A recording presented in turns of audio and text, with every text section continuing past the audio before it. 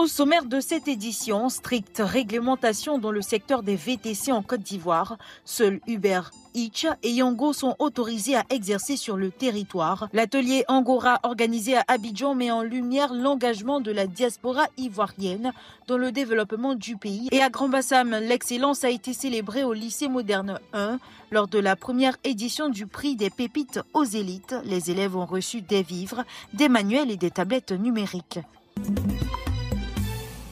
Les autorités ivoiriennes prennent une position ferme et sans équivoque. Dans un communiqué daté du 28 janvier 2025, la Direction générale de l'autorité de régulation du transport intérieur et la Direction générale des transports terrestres et de la circulation annoncent que, conformément au décret numéro 2021-860 du 15 décembre 2021, qui encadre strictement les transports publics particuliers de personnes, seules les plateformes Uber, Eats et Yango sont autorisées à fournir des services de VTC sur le territoire ivoirien.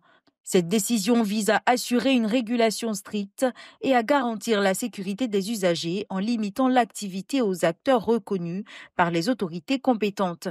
Ceux qui contreviennent à cette réglementation s'exposent à des sanctions sévères allant jusqu'à la désactivation de leur plateforme électronique.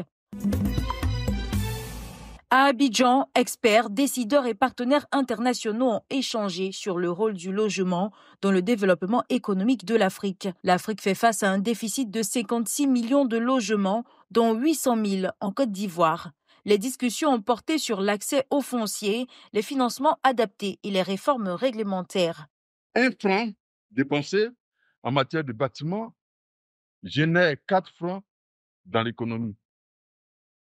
Allez rechercher cela. C'est pourquoi, mesdames et messieurs, je vous souhaite de travailler très dur.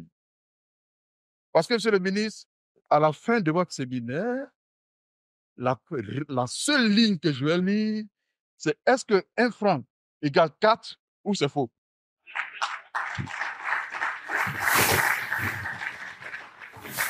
Et je sais que vous allez travailler très dur pour arriver à cela. Le ministre ivoirien Bruno Koné a ajouté que la production de logements abordables pourrait être un levier stratégique pour le développement économique et la stabilité sociale. Les rencontres comme celle de ce jour sont une occasion nécessaire et utile pour stimuler à la fois la réflexion et l'action autour de problématiques concrètes qui améliorent les conditions de vie de nos populations.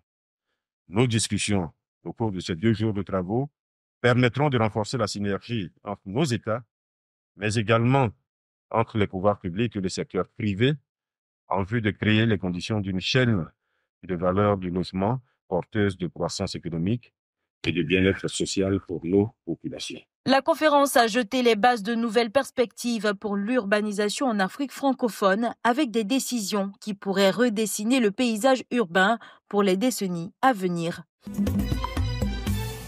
Face aux défis du développement, la Côte d'Ivoire cherche à capitaliser sur sa diaspora. Dans ces dynamiques, un atelier organisé à Abidjan a révélé un constat marquant. Sur les 144 100 Ivoiriens vivant en France, les 3/4 affirment vouloir contribuer au développement de la Côte d'Ivoire en revenant y investir et y travailler. Une base de données a été créée, regroupant plus de 500 Ivoiriens prêts à transférer leurs compétences dans des secteurs tels que l'éducation, les technologies et le BTP. Les recommandations et la base de données ne doivent pas rester sur une étagère. Elles peuvent être utilisées comme une boussole pour orienter nos actions. Je tiens à rappeler que la migration est une force positive lorsqu'elle est bien gérée. C'est important de le rappeler dans un contexte où souvent la migration est évoquée avec des connotations négatives. Avec ses compétences, ses expériences, son engagement, la diaspora ivoirienne peut être un moteur pour le développement de la Côte d'Ivoire. Il est de notre responsabilité collective de créer les conditions favorables pour que cet engagement se traduise en actions concrètes. Avec des avancées notables comme la cartographie des compétences et des dialogues organisés à Lyon et à Paris entre la diaspora et le gouvernement ivoirien. En réalité, aujourd'hui, la Côte d'Ivoire est un pays très ouvert, qui mobilise beaucoup de compétences sérieuses, beaucoup de financements sérieux, beaucoup de partenaires internationaux. Mais tout ça ne peut pas se faire sans les Ivoiriens sérieux qui doivent prendre leur place dans l'économie nationale. Et je lance vraiment un appel à tous les Ivoiriens qui sont hors du pays à prendre part à l'essor du pays, à contribuer au financement des services publics, mais aussi privés, à créer de l'entreprise. Il y a des opportunités qu'ils ont. Il faut juste les saisir. Cette initiative portée par le projet Angora ouvre la voie à une collaboration plus étroite entre la diaspora ivoirienne et le gouvernement dans l'optique de renforcer l'impact de cette communauté sur le développement durable de la Côte d'Ivoire. Un premier pas vers un avenir où la diaspora devient un moteur clé de la croissance nationale. Kwame Boisfond Yohan et Kone Karidjatou, majors du premier et du second cycle du lycée moderne 1 de Grand Bassam, sont les premiers lauréats du prix des pépites aux élites, édition 2025. La cérémonie de récompense tenue mercredi 29 janvier à Grand Bassam a vu les lauréats recevoir des vivres alimentaires, des manuels académiques, des tablettes numériques et une enveloppe de 300 000 francs CFA. Je suis très honorée de recevoir ce prix car j'ai été choisie parmi tant d'autres. Et merci à l'ONG, les pépites aux élites. Je suis très émue. Je ne sais pas ce que je vais dire.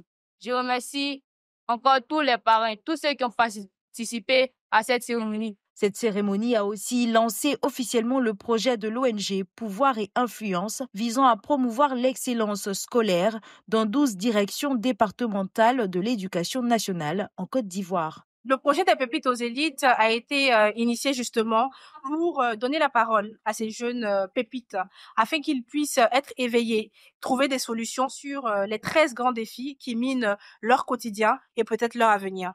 Aujourd'hui, avec PIC Côte d'Ivoire, ce que nous souhaitons, c'est de les former, de les éveiller, comme je le disais, mais surtout de transformer et de faire naître une nouvelle catégorie de jeunes citoyens. L'événement a été marqué par la présence des parrains Assalé Tiemoko et Jean-Louis Moulot qui ont encouragé les élèves à viser l'excellence pour contribuer au développement de la Côte d'Ivoire. C'est la fin de cette édition. Merci de l'avoir suivi. L'information continue sur 7info et sur www.7info.ci.